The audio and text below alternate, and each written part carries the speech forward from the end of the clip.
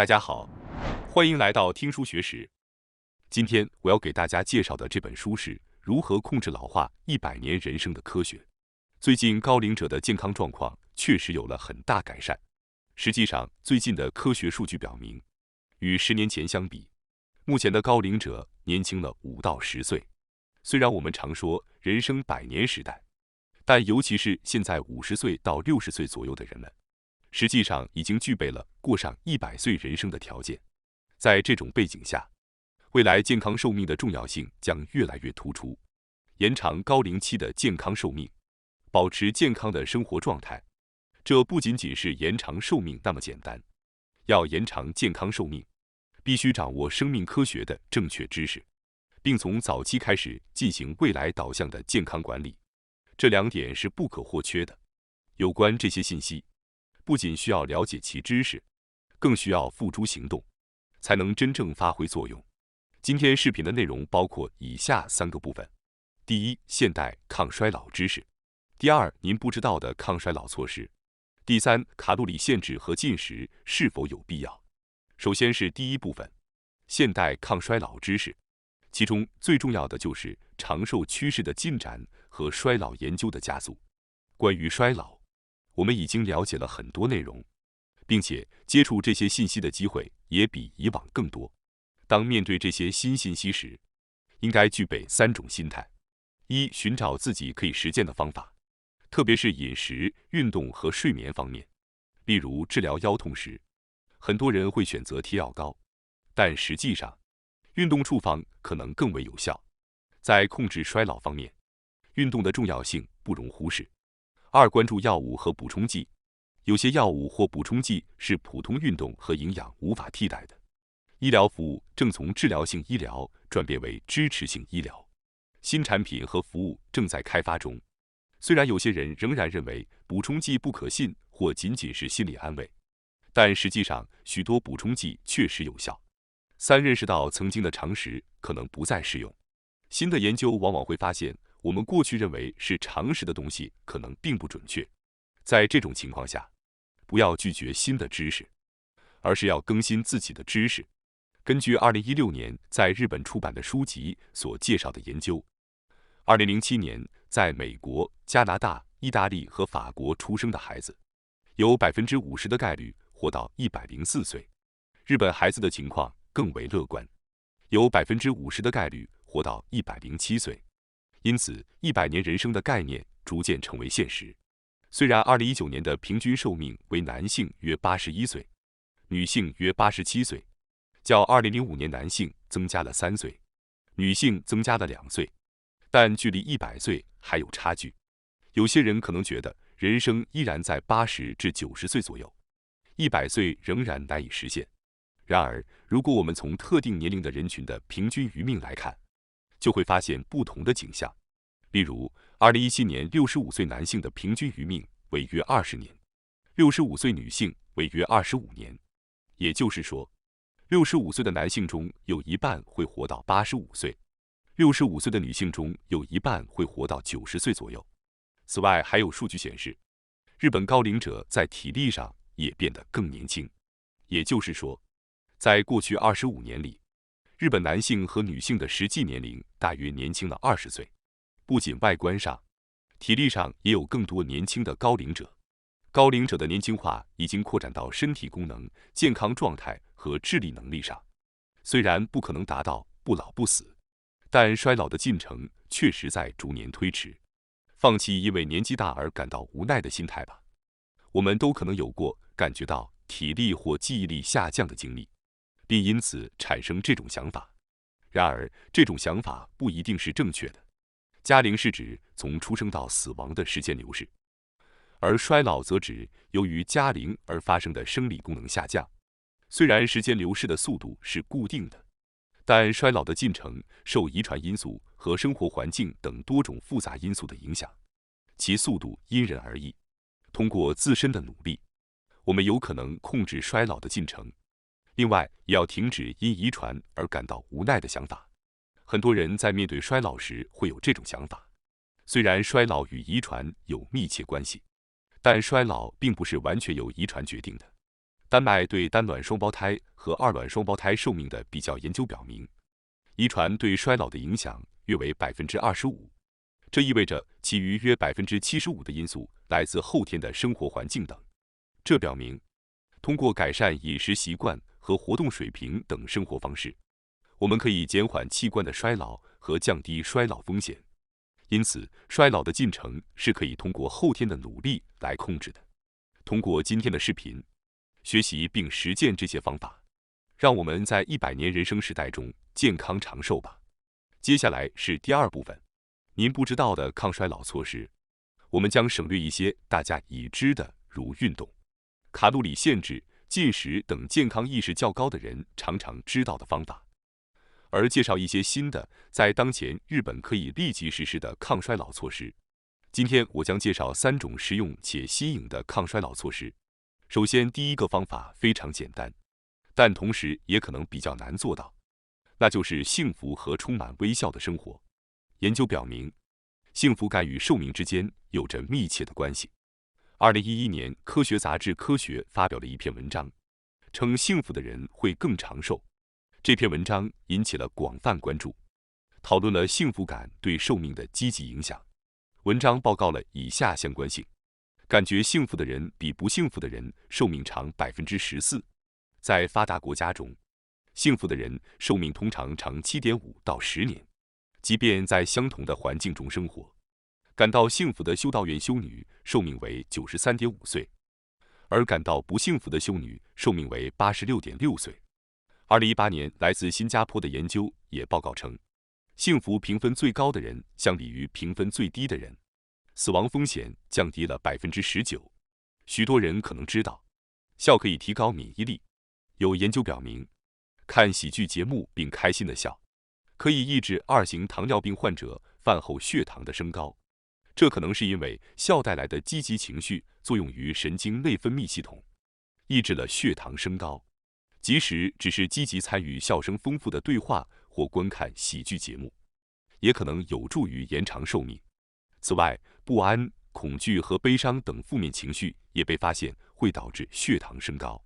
这些负面情绪往往源于对压力事件的反应，因此可以使用之前介绍的不反应练习来应对这些情绪。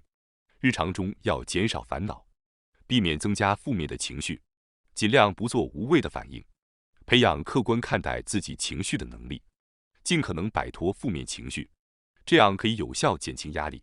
第二种抗衰老的方法是日本人不常用的补充剂维生素 D。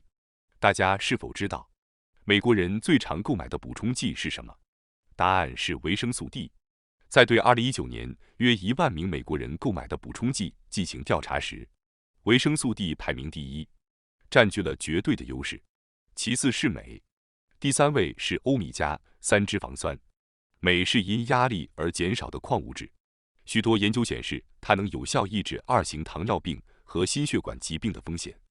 欧米伽脂肪酸是一种鱼油成分，有助于降低中性脂肪值和改善认知功能，因此受到关注。这3种成分因其补充剂效果的研究结果逐渐增多，认知度提高，市场也变得越来越大。在日本，虽然维生素 D 的使用者还不多，但在健康意识较高的群体中，维生素 D 补充剂已经成为必需品。维生素 D 与感染、癌症、糖尿病等健康问题密切相关，缺乏时会影响健康寿命，但这一维生素往往容易不足。维生素 D 是一种脂溶性维生素，能促进肠道对钙的吸收，并有助于骨骼健康。缺乏维生素 D 会导致佝偻病或骨软化症，使骨骼变得脆弱。尽管叫做维生素，但实际上维生素 D 是一种类固醇激素，存在于全身的受体中，调节许多细胞的功能。日本约有80%的人缺乏维生素 D， 从成人到老年人都有这种情况。近年来，轻度的维生素 D 不足也被发现会增加骨折风险。维持活动的肌肉和骨骼需要维生素 D， 因此它是必不可少的营养素。此外，维生素 D 的抗衰老效果，特别是在新冠疫情爆发后，免疫功能的维护成为话题。由于维生素 D 的受体广泛存在于免疫细胞中，它对免疫功能的维持发挥着重要作用。维生素 D 还被发现能够降低2型糖尿病的发病风险，因为与白人和黑人相比，亚洲人的胰岛素分泌水平较低。换句话说，亚洲人由于较高的糖尿病风险，需要特别注意维生素 D 的摄取。尽管维生素 D 具有许多卓越的效果，但在日本，真正做到充足摄取维生素 D 的人并不多。因此，我们应当有意识地增加维生素 D 的摄取量。维生素 D 主要存在于鱼类中，同时通过晒太阳也可以在体内合成。因此，我们应该有意识地多吃鱼，并适量晒太阳，特别是日光的合成量因地区和季节不同。在日本，即使在阳光强烈的日子里，短时间日光浴20到30分钟也能合成足够的维生素 D。如果不喜欢补充剂的人，可以积极尝试日光浴。然而，请注意不要过度晒太阳，因为紫外线可能会导致皮肤老化。如果通过补充剂来摄取维生素 D， 建议每天摄取400 IU 到1000 IU 的剂量，也要注意不要过量。维生素 D 是脂溶性的，不同于水溶性维生素，它在体内会停留大约15天，而不会迅速排泄。虽然过量摄取维生素 D 可能导致高钙血症等问题，但书中指出，对于健康人来说，体内的维生素 D 会在肾脏中严格调节，转化为身体所需的活性维生素 D。因此，从食物和补充剂中摄取维生素 D 时，通常不需要担心过量问题。不过，最好是每天分次摄取维生素 D， 而不是一次性大量摄取。研究显示，分次摄取可以更好地维持血液中的维生素 D 浓度，使其发挥更好的效果。因此，保持每天均匀摄取的意识是比较好的做法。老化防止的第3个方法是摄取全谷物。全谷物对于正在限制糖分摄取的人可能较为熟悉，但为了那些不太了解的人，简要说明一下。全谷物指的是没有去掉外皮和胚芽的完整谷物，通常以颗粒或粉末形式食用。例如，米类中包括糙米、发芽糙米、粟米、荞麦等；谷物类中有以麸皮为主的全麦麦片、糙米麦片、燕麦等。随着健康趋势的流行，市场上销售的全谷物产品也越来越多。将全谷物纳入主食的最大优点之一是能够显著增加食物纤维的摄入量，特别是对于那些限制糖分摄取的人来说。由于几乎不吃白米，这类人群的食物纤维摄入量往往不足。确实，过量摄取糖分会导致血糖水平急剧上升，胰腺分泌的胰岛素会将多余的糖分转化为脂肪，从而导致肥胖。此外，过量摄取糖分也会加速老化。高血糖会使血液中的糖分与皮肤、血管等器官的蛋白质结合，形成老化物质 ages。这种现象叫做糖化。然而，这主要是由于摄取过多的糖分、糖果、清凉饮料、白米或白面包等食物导致的。主食如果与含有大量水溶性食物纤维的蔬菜、纳豆、海藻等配菜一起食用，可以抑制血糖水平的急剧上升。过度减少食物摄入量可能会加剧日本人面临的食物纤维不足问题，还可能导致谷物来源的淀粉和食物纤维减少，从而影响到对肠道菌群的支持，影响健康和长寿。糖分吸收后会提高血糖水平，但食物纤维等能与糖分结合而不被吸收，转而成为乳酸菌和双歧杆菌等有益菌的良好食物。因此，食物纤维的不足被认为是缩短健康寿命的主要饮食因素之一。所以，请务必确保充足摄取食物纤维。关于摄取量，每天食物纤维的摄入量在25到29克时，脂肪和疾病风险的降低效果最为显著。纤维在蔬菜中的含量通常只有几1%，因此要有效摄取纤维，食用全谷物是非常有效的办法。食物纤维可以分为2种类型：不溶性食物纤维和水溶性食物纤维。不溶性食物纤维类似于海绵，能够吸水并膨胀，而水溶性食物纤维则在水中溶解，形成粘稠的物质。不溶性食物纤维在全麦、糙米和小麦中含量较多。虽然有些例外，但蔬菜中的食物纤维大多也是不溶性的。不溶性食物纤维的作用包括增加粪便体积，促进肠道蠕动，从而帮助顺畅排便，是肠道清洁的重要因素。另一方面，水溶性食物纤维主要存在于大麦、燕麦和黑麦中，其中的贝塔葡聚糖就是一种典型成分。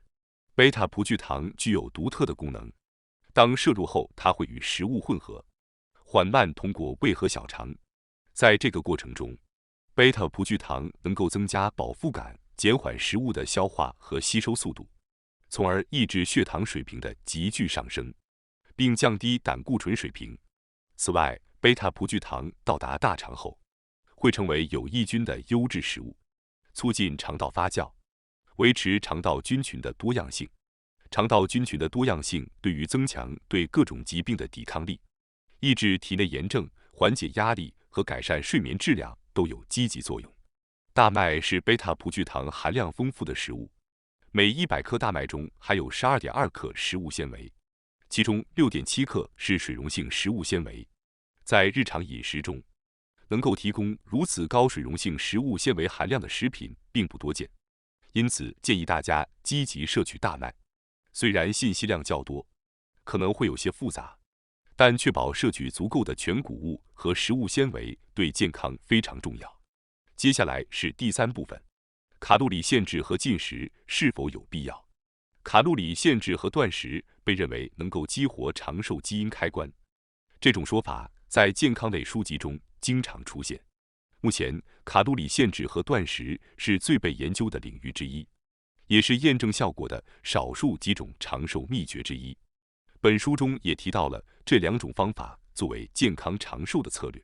然而，我们需要注意的是，这些卡路里限制的典型研究大多针对的是欧美人群。日本人是否真正适合这些方法，以及在进行卡路里限制或断食时需要注意哪些问题，这些都需要在充分了解后再进行实践。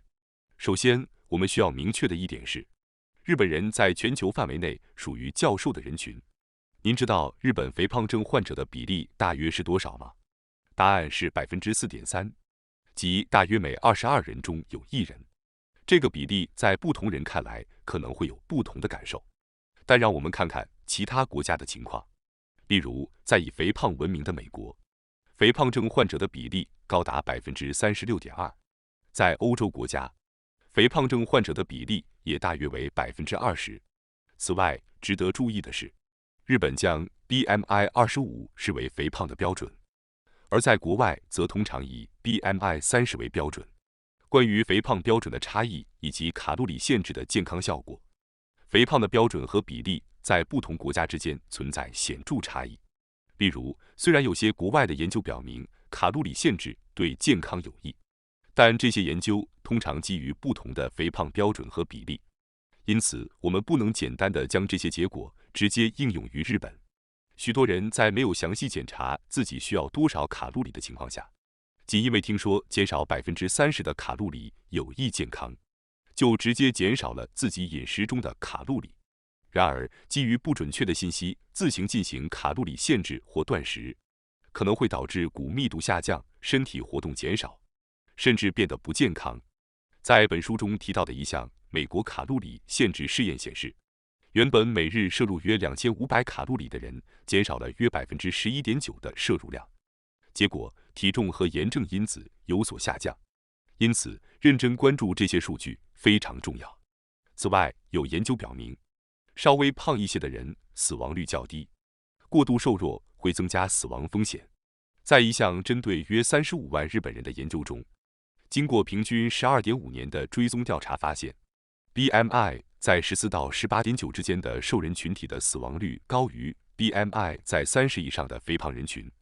这表明脂肪组织对于激活长寿基因是必要的。研究发现，脂肪细胞分泌的 NAD 酶对合成足够的 NAD 非常重要。没有适当的体脂肪，长寿基因无法被激活。因此，为了保持健康，确保体重和体脂水平在适当范围内，避免过度瘦弱是非常重要的。请根据自己的体重情况，选择适当的方法，并避免过度限制卡路里，以保持身体健康。关注自身的需求和感觉，找到最适合您的生活方式，才能真正做到健康和快乐并存。